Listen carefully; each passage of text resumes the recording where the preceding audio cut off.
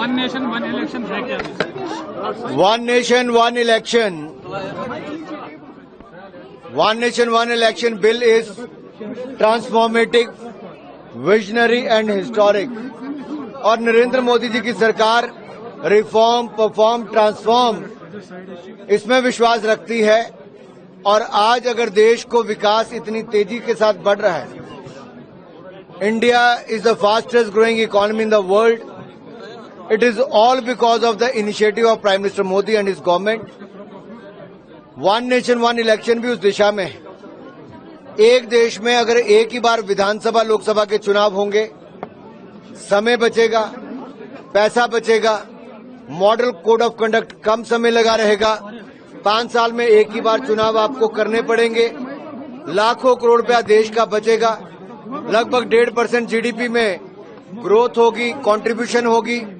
और जो हमारे एम्प्लॉयज हैं, टीचर हो, पैरामिलिट्री फोर्सेज हो, गवर्नमेंट एम्प्लॉयज हो, ये सब अपना अपना काम कर सकते हैं। पैरामिलिट्री फोर्सेज अपना सिक्योरिटी का काम कर सकती है, टीचर पढ़ाई का काम कर सकते हैं, अधिकारी अपना इम्प्लीमेंटेशन का काम बेहतर कर सकते हैं। और मॉडल कोड ऑफ कंडक्ट अगर हर साल 5-5 राज्यों के चुनाव में लगता है और नेता सब चुनाव लड़ाने में व्यस्त रहते हैं, तो इससे देश के विकास को नुकसान होता है। इसलिए हमने कहा है कि ये पहली बार नहीं, 1952 से लेके 1967 तक, 1952 से लेके 1967 तक वन नेशन वन इलेक्शन होता था। पार्लियामेंट और विधानसभा के चुनाव इकट्ठे होते थे, लेकिन बार बार जिस तरह से कांग्रेस ने सरकारें गिराई या अन्य कारणों से गिरी, उसके कारण अलग थलग पड़ गए राज्यों के चुनाव।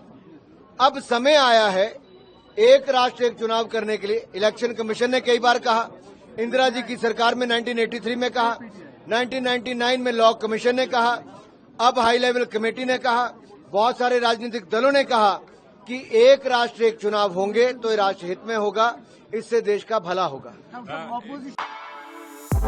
For exclusive and insightful videos, subscribe to our new channel ABP Live Premium.